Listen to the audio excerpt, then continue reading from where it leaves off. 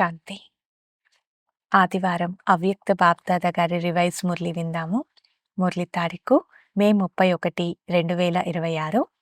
Revise date ఫిబ్రవరి 28, 2010.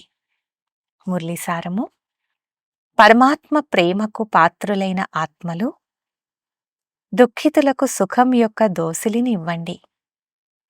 వ్యర్థాన్ని సమాప్తం చేసి సమర్థులుగా అవ్వండి మరియు సమయాన్ని సమీపానికి తీసుకురండి. ఈరోజు బాప్ దాదా తమ నలువైపులా ఉన్న పరమాత్మ ప్రియమైన పిల్లలను చూస్తున్నారు. ఇటువంటి పరమాత్మ ప్రియమైన పిల్లలు కోట్లలో కొంతమంది మాత్రమే ఉన్నారు. ఎందుకంటే ఈ సమయంలోనే పరమాత్మ ప్రేమను అనుభవం చేయగలరు. పూర్తి కల్పంలో ఆత్మల ప్రేమను, మహాత్మల ప్రేమను, ధర్మాత్మల ప్రేమను అనుభవం చేశారు.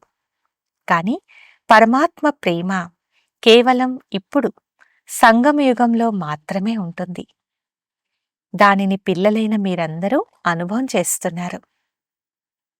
పరమాత్మ ఎక్కడుంటారు అని ఎవరైనా మిమ్మల్ని అడిగితే ఏమని సమాధానమిస్తారు? నా తోడుగా ఉన్నారు, నా తోడుగానే ఉంటారు, నా హృదయంలోనే ఉంటారు అని అంటారు. ఇటువంటి అనుభవం చేస్తున్నారు కదా. మీకే తెలుసు మరియు మీకే ఈ ప్రేమ యొక్క అనుభవము ఉంది. మా హృదయంలో తండ్రి ఉంటారు, తండ్రి హృదయంలో మేము ఉంటామని అంటారు. ఈ పరమాత్మ ప్రేమ యొక్క నశాను అనుభవం చేసే భాగ్యం మాకే ప్రాప్తించిందని మీకు తెలుసు. ఎవరిపై అయినా ప్రేమ కలిగితే దాని గుర్తు ఏముంటుంది? అందుకు గుర్తు వారిపై బలిహారి అవటం. కనుక పరమాత్మ పిల్లలైన మీ అందరి నుండి ఏం కోరుకుంటున్నారన్నది మీ అందరికీ తెలుసు. నా పిల్లలు ప్రతి ఒక్కరూ తండ్రి సమానంగా అవ్వాలనే ఆశ తండ్రికి పిల్లలందరి పట్ల ఉంది. తండ్రి వలె పిల్లల స్థితి కూడా శ్రేష్టంగా తయారవ్వాలి. ఆ శ్రేష్ఠ స్థితి ఏది? సంపూర్ణ పవిత్రతా స్థితి. ఎంతటి పవిత్రత అంటే స్వప్నంలో కూడా అపవిత్రత రాకూడదు. ఇటువంటి సంపూర్ణ పవిత్ర స్థితిని తయారు చేసుకుంటున్నారా? ఆ సంపూర్ణ స్థితిలో అపవిత్రత యొక్క నామరూపాలు కూడా ఉండరాదు.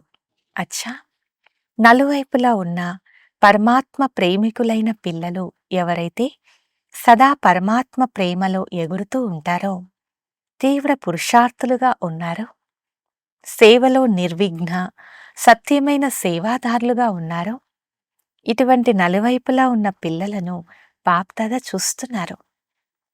వారితో పాటు దూరంగా ఉన్నవారిని కూడా చూస్తున్నారు.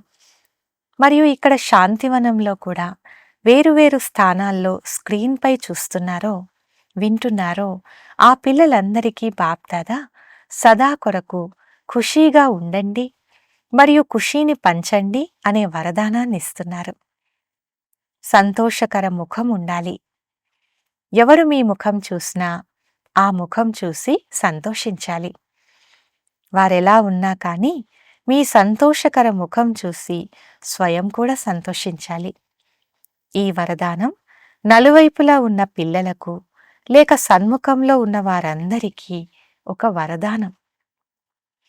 ముఖం ఎప్పుడూ వాడిపోయి ఉండరాదు. మీరే వాడిపోతే విశ్వం యొక్క పరిస్థితి ఏమవుతుంది? మీరు సదా సంతోషకర ముఖంతో, సంతోషకర నడవడికతో ఉండాలి మరియు ఉంచాలి.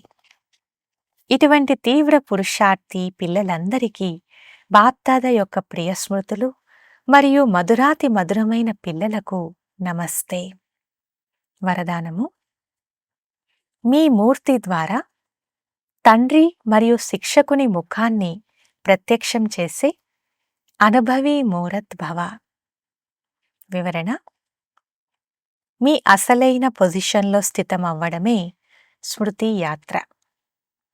నేనెవరు, ఎవరి వారిని అనే స్మృతిలో స్థితమై ఉండండి.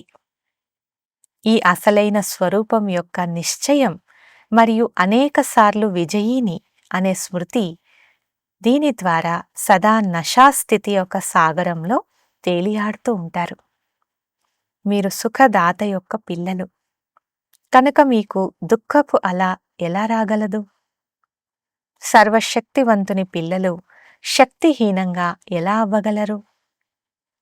ఇదే పొజిషన్ యొక్క అనుభవాలలో ఉన్నట్లయితే మీ మూర్తి ద్వారా తండ్రి మరియు శిక్షకుని ముఖం స్వతహాగానే ప్రత్యక్షమవుతుంది.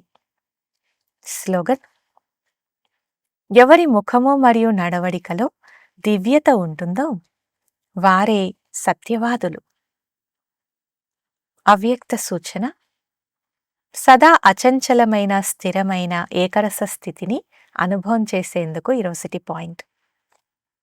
పిల్లలైన మీరు ఎప్పుడైతే మీ భృకుటి సింహాసనంపై అకాలమూర్తిగా అయ్యి స్థితమై ఉంటారో అప్పుడు ఏకరస స్థితి అనే సింహాసనంపై మరియు బాప్దాదా హృదయ సింహాసనంపై విరాజమానమై ఉండగలరు. ఎప్పుడైతే ఈ దైవీ సంఘటన యొక్క మూర్తిలో ఏకరస స్థితి అనేది ప్రత్యక్ష రూపంలో సాక్షాత్కారం అవుతుందో అప్పుడు బాప్దాదా ప్రత్యక్షత సమీపంగా వస్తుంది. దీని కొరకు ప్రతి ఒక్కరూ బాప్దాదా సంస్కారాలలో సమానంగా అవ్వవలసి ఉంటుంది. అచ్చా. ఓం శాంతి.